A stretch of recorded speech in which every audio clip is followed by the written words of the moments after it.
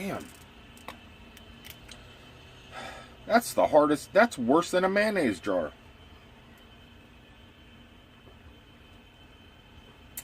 But worth it. Welcome everybody to another daily vlog. A vlog that happens pretty much daily. Today it's happening from the Terminus area in Atlanta. If you're a Walking Dead fan, you know what I'm talking about. Here comes security. Raise the camera up just a little bit. Raise my phone up. I'm just outside of the rail yards in Atlanta, Georgia, where Terminus was located. And I'll capture some of that as I pass by. I was just trying to get here this morning, and all my phones died, and I use Google navigation, so all my phones died just before I got here, and I was getting lost, and I was freaking out. And this phone was the only one that still had battery, and they were all plugged in. For some reason, they just all died at the same time. Over there. We have to leave this area open for the truck. Security's doing his job. But everything died, so when I had to put the open Google Maps up, or navigation, on this device, so I was using this to navigate, and I could not use it to shoot video of the rail yards. And it does look similar. I mean, you can tell from the TV show that it is Terminus, but then again, a lot of rail yards look the same. Just knowing that this here is the area from the TV show is pretty cool. Wait a second, I have to pull forward. Trucks are starting to ease on through this parking lot. This isn't a very fun place to deliver to. Very small, tight quarters. Enough room for only one truck at a time. I don't even know how easy or hard it's going to be to back into a door. I'm not the world's best backer-upper. I'm not the best backer-upper, and I'm not the worst. I'm like mediocre. I could usually back up without hitting too many things. Well, I find this fascinating. Fascinating.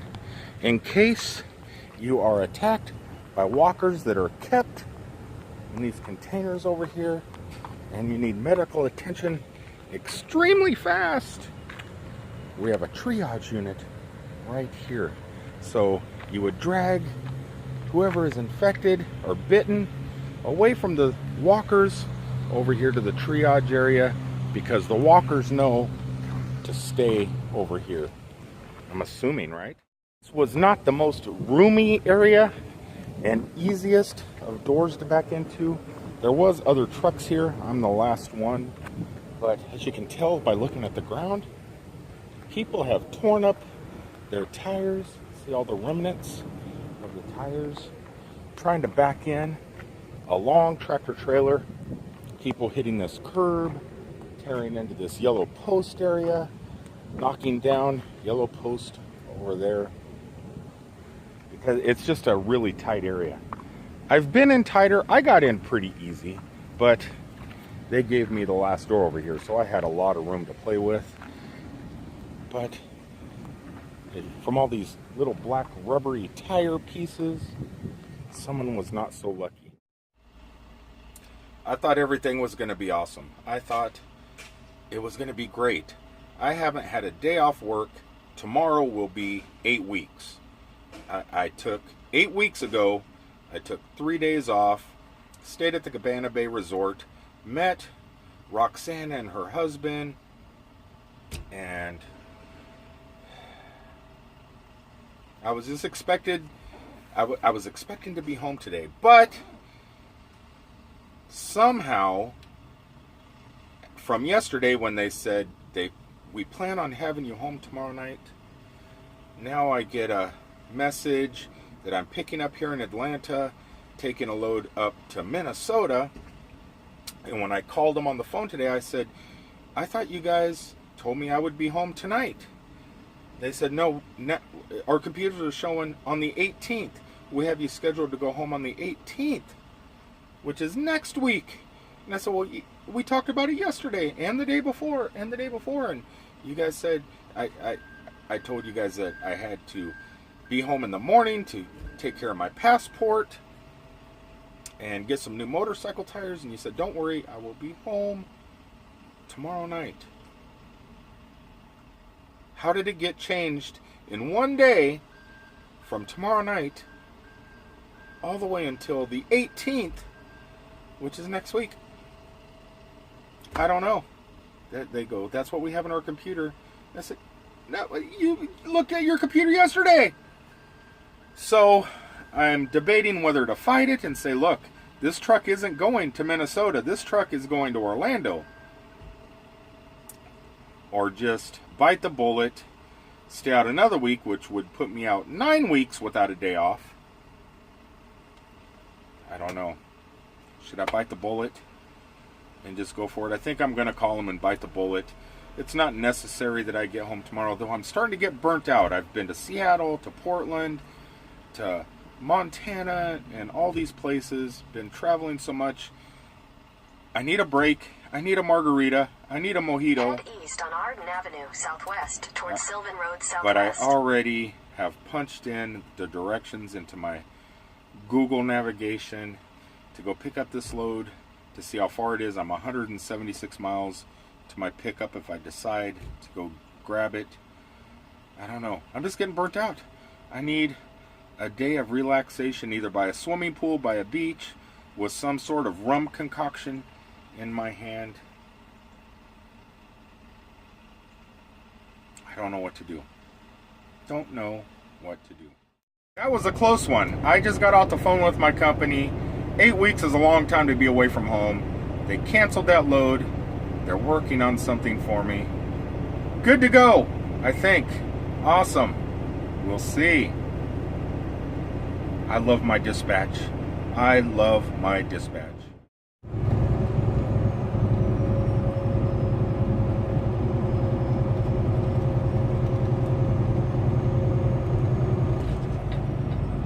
I am totally continue on Georgia 154 West for 12 miles. I continue to put videos out there asking Google to please add oversized vehicle directions to navigation. Checked in at my pickup. Pretty excited. Yes, I'm heading home, but I still have one delivery that has to get delivered, so I'm picking up some Coors beer, Miller, this is Miller, Coors, and Anheuser-Busch all in one building. So I'm picking up here, taking it to the dollar store. So I don't know, I'm not taking beer, maybe beer nuts, I don't know. My trailer's down, way down there in a door.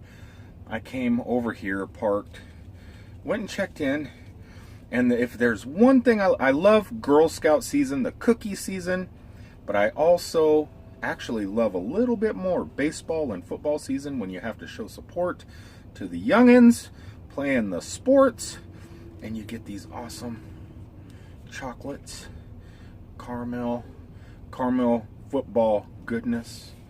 When the moms and the parents that work in the offices bring this stuff in for only $1. Only $1. So, gotta show support. And what better way to show support than to buy some caramel chocolate goodness? But just like Pink Floyd says in The Wall, you can't have any pudding until you eat your meat. How can you have any pudding if you don't eat your meat? So first, I have to break out the Hostess wheat bread, which is actually pretty tasty, pretty good stuff, and eat some lunch. Then I get the pudding / caramel chocolate goodness. This might be as hard to open as my drink was earlier today. Or maybe not.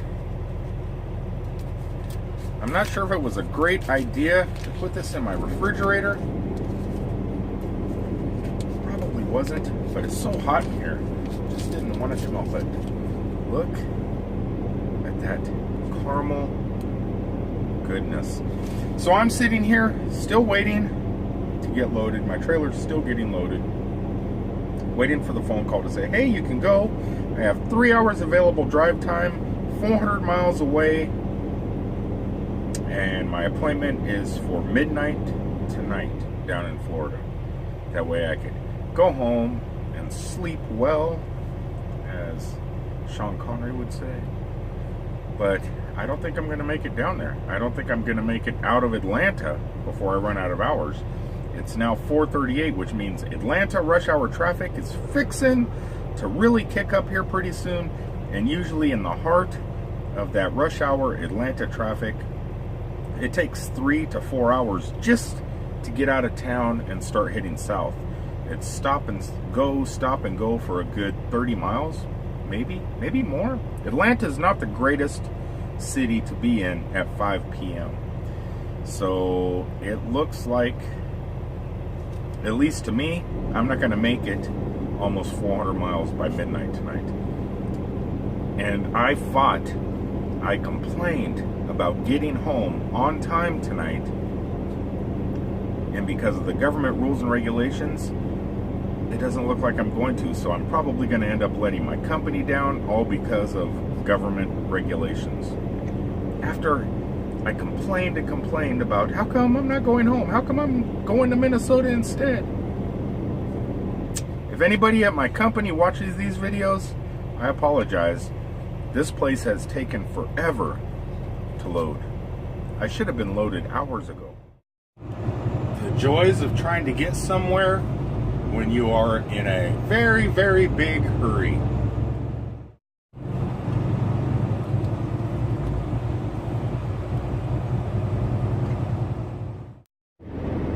I just backed in to this little restaurant here in Georgia.